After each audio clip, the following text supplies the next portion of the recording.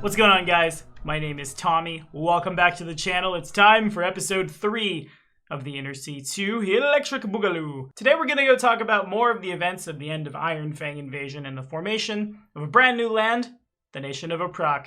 If you're liking what you're seeing, be sure to like, subscribe, and ding that bell. Today, this episode of the Inner C2 Electric Boogaloo was brought to you in part by one of our very newest patrons, once again, Robocon. The patrons keep rolling in. Thank you guys so much for your support. Now, let's hit it. Okay, so I said it in the intro. I'm going to say it one more time, 100%. This is going to spoil the Iron Fang invasion adventure path. You have been warned.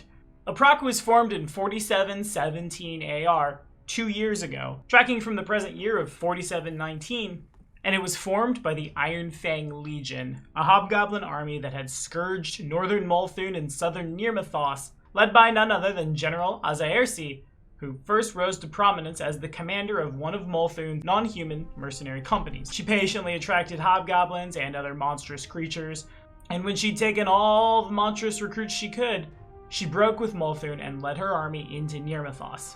With the aid of a powerful artifact, one of my favorite artifacts, known as the Onyx Key, Azaersi and her troops made their base in a strange castle, literally inside the plane of Earth, known as the Vault of the Onyx Citadel. From there, she could create dimensional pathways to any location she chose, allowing the Iron Fang Legion to show up basically wherever, whenever, and constantly have a supply line back home. I have used the Onyx Citadel in one of the incarnations of Mahariel. She rapidly conquered much of southwestern Nirmathos, and she would have extended her domain further if a group of heroes had not raised a militia to halt her advance.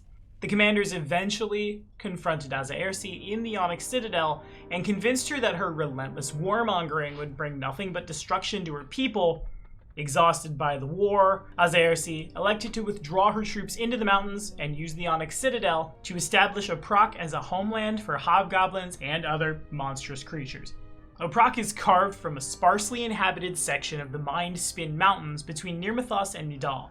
The general and her advisors, known as the Enclave Council, were very careful when drawing their borders to exclude the dwarven free city of Kragadan, but Azaersi all but dared her neighbors to contest her claim. Representatives from the Umbral Court of Nidal were the first to meet with her and acknowledge her sovereignty, agreeing to a 3-year non-aggression pact. Shortly after, Forest Marshal Dardiana from Nirmathos approached Azaersi under heavy guard to discuss diplomatic relations, and agreed to a 4-year peace. And the Normathi are hoping that, well, that 1 extra year of peace might convince the hobgoblins to attack the Nidalese instead. However, that seems unlikely. Azaersi, of course, maintains the military arm of her nation, which is still known as the Iron Fang Legion to this day, but she shifted her nation's focus to developing a robust economy. What with that powerful extraplanar artifact, Oprak is currently the safest nation in the region from the Whispering Tyrant, and Azaersi is currently avoiding military conflict in order to fully develop her new homeland's resources and tactical advantages.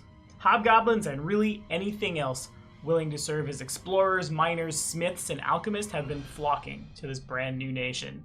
A brand new nation that, although being little more than like 300 miles across, consisting primarily of forbidding mountains, is one of the richest on Golarion. The Onyx Citadel itself rests in a large verdant cavern that the hobgoblins call the Onyx Vault, which is even larger than the territory claimed on Golarion.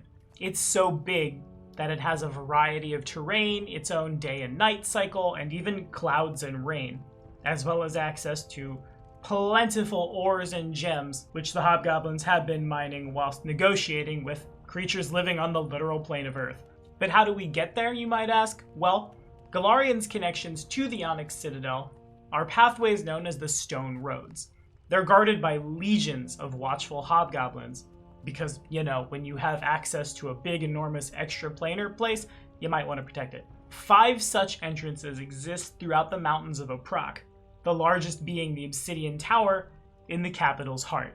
But it goes even farther than that. Azaersi's diplomats have placed another in the hobgoblin nation of Kaoling in Tian Sha, which of course would allow you to open up relations with that city. So just right off the bat, I can see how important Oprak is to Avestan at large. We all remember back in the day when folks thought if they could dig in the United States straight down before we understood what the center of the earth was. You'd eventually come up in China. We've all heard that one before. Yeah, the hobgoblins literally have something that will take you to the other side of the world. Assuming the hobgoblins don't want to kill you dead, it's probably the safest means of passage, barring your own magic or the magic of friends as well. Some folks might take the ship and go the long way. Some folks might cross the crown of the world. The hobgoblins can just step 2, 3, boom, other side of Galarian. That's huge. That's easily the fastest trade route from Tian Sha to Avestan. And I think you can understand why Azaersi might want to keep that secret.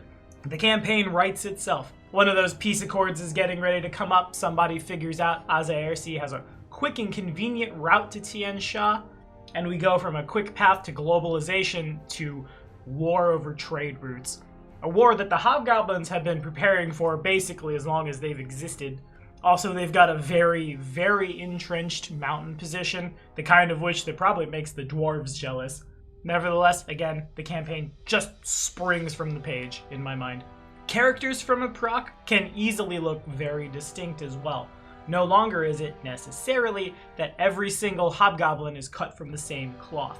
These days, you might have the grizzled hobgoblin veteran who's more than happy to just defend his mountain home or go exploring and use his martial career to defend the weaker from the threats of the wild, or even like say a gnome or a human or something that we don't necessarily associate with martial prowess, who's just been brought into Oprak because they're good at mining, good at gem cutting, good at trading. Talk about your fish out of water, am I right? Anyway, what do y'all think? Did you play Iron Fang Invasion? Have you GM'd in Oprak yet? Where do the other bits of the Onyx Citadel take us? These are the real questions, my friends. Anyway, the next episode of the Inner C2 Electric Boogaloo drops next Friday. I'll see you then.